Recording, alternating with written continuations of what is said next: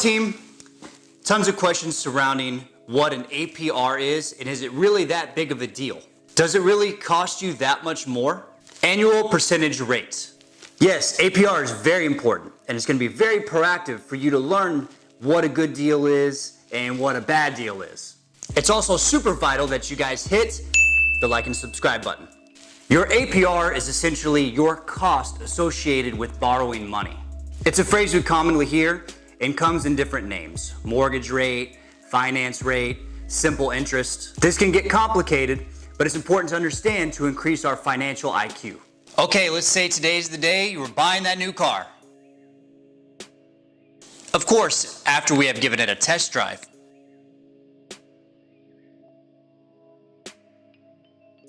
Check the engine.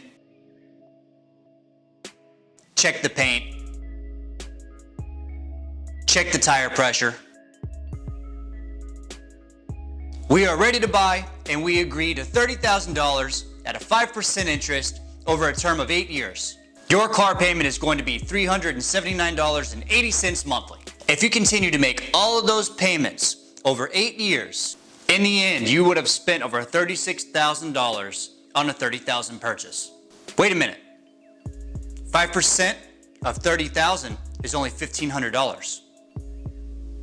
What the f? When you are carrying a loan, the company that carries your loan is perpetually doing calculations to figure out how much of your payment is going to be interest and how much is going to be principal. By the way, principal is how much you actually owe on the loan. Interest is the cost of having the loan. So how did we end up paying so much more? $30,000 times 0.05 is only $1,500. But 5% is the rate that they charge annually, as in annual percentage rate, not 5% for the whole deal. $1,500 divided by 12 months is $125. Out of your payment of $390, only $265 goes back towards the money that you owe. The other $125 is interest. That is a lot of money, considering that we get all bent out of shape about the price of a shirt. Paying interest like that can truly add up to a lot of money. The good news is that over time, the amount of interest you pay goes down because you're paying more back to the loan. Let's say after some time, you got your loan down to $20,000. Your annual percentage rate is still 5%, but that's only $1,000 a year. 1,000 divided by 12 is 83. At this point, your $390 payment is broken down as $307 going towards your principal and $83 going towards your interest. Paying the principal down has an immediate effect on lowering your interest payments. I don't think a lot of people are even aware that they can make extra principal payments. You don't actually have to go the full distance and pay the full term. If you go the full term, you are going to pay the highest amount of interest possible. Putting a little extra cash with each payment will have a profound effect. Even adding as little as $20 with your payments will lower your principal, which is the number they use to calculate your interest. Now, getting away from just a car, the American lifestyle seems to be fueled by borrowing. I'm not against this personally. I love being able to borrow. Borrowing can create opportunities in life that may have not been available to us with only cash on hand. Buying a home for your family or startup capital to start a business, like your dream of selling margaritas on the beach. But borrowing should only be used as a way to elevate our lives, not feed our vices. This can definitely be abused. And with the wrong timing, we tend to call on borrowing for all of our wants and needs in life. The average amount of interest paid on mortgages in America is $5,656 a year. Car loans, $769 to $895. Student loans, $641.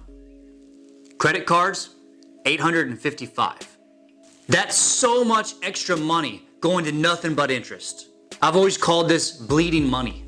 If you guys are interested in increasing your financial IQ or are part of the FIRE community, then you know that cash flow is the most important aspect of your financial health. We want to minimize how much cash is flowing to our interest versus our needs, wants, and savings. It may be tempting when we get large surpluses of cash, like your tax return, but it will be prudent to take a huge chunk out of your debt with that cash. That way you can increase more cash flow for yourself. Now, how can I qualify for better APR rates? By having a decent credit score. I will make a future video on how to really help with your credit score, but let's keep it basic for now. Your credit score is essentially your report card on your ability to repay a loan. The lower your score is, it might suggest that you may have trouble repaying the loan, which is why they feel the need to charge more considering the risk of not getting paid back. And the other side of that is that if your score is high, they will reward you with the lower rate, which is their strategy to attract more borrowers to borrow from them than their competitors. Remember that they are still in the business of making money. Here's a guideline to look at to see where you may fall on credit worthiness. If you don't know your credit score, I recommend getting Credit Karma because it really is free. Really, free. Credit Karma does not pay me to say that. It's just something that I've used for years so I can constantly check up on my goal of having a perfect credit score. There are so many strategies for increasing your credit score, but the number one thing you need to look at is called utilization. If you have $10,000 in a credit limit, but you carry $3,000 on it, that would be a 30% utilization.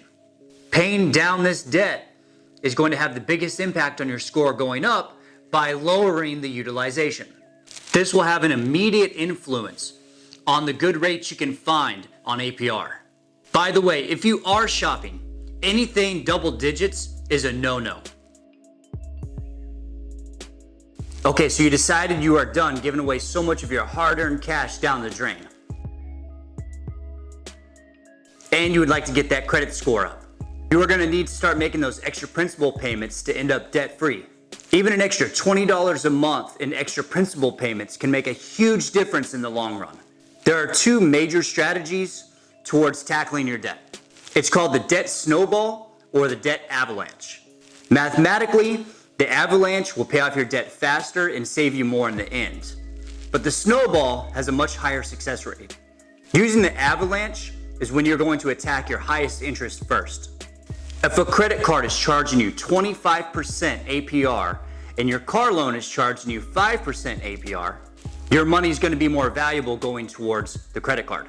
Because you are paying the debt that has the higher interest, you will be lowering how much interest you are accruing through APR. But the avalanche takes much more endurance. The snowball method tends to have a much higher success rate. To snowball your debt is to pay off your lowest debt first to free up more cash flow. Then you dedicate your money plus the money you save from payments of the first debt towards the next smallest debt. This tends to be more successful because you feel the result of your hard work quicker, which is going to keep you motivated. Either strategy is fine as long as you are honest with yourself about what you're really going to do and you stick to your game plan. Stay away from payday loans. The thought of receiving your paychecks early is of course exhilarating.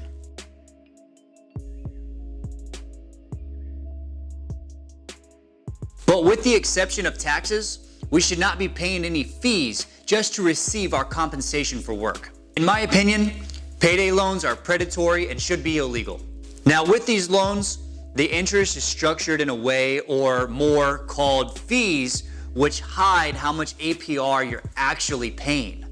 A $30 fee on $100 is 30%, but that would equate to an approximate 400% APR. Trust me, you will never get ahead with those kinds of loans. Now you've probably heard of APY as well. Now APR charges a rate that determines how much of your payment is dedicated to interest. APY actually adds to the amount of money that you owe.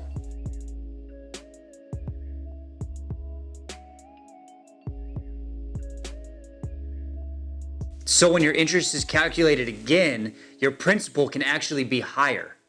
That is what is known as compounding interest. I'll put a video down in the description explaining more about compounding interest and also how you can make compounding interest work for you. This is how others can get the same things in life as us, only cheaper. If they paid $30,000 cash for a car, then they paid $30,000. If you had to finance the same car, but in the end ended up spending $40,000, that was the cost of not having the money. Seems backwards, right? Start making the decisions that are going to increase your cash position so you can start getting the cash price out of things you want in life. Always consider maybe it's not the right time to buy right now. In the words of Jay-Z, if you can't buy it twice, you can't afford it. If you recently paid off a loan, let us know down in the comments section below how much you're saving in cash flow. And as always, don't forget to hit the like and subscribe button. Until next time, we'll see you guys soon. Not just now. Yeah. That was you. I didn't feel it. That was you. It came from behind the camera.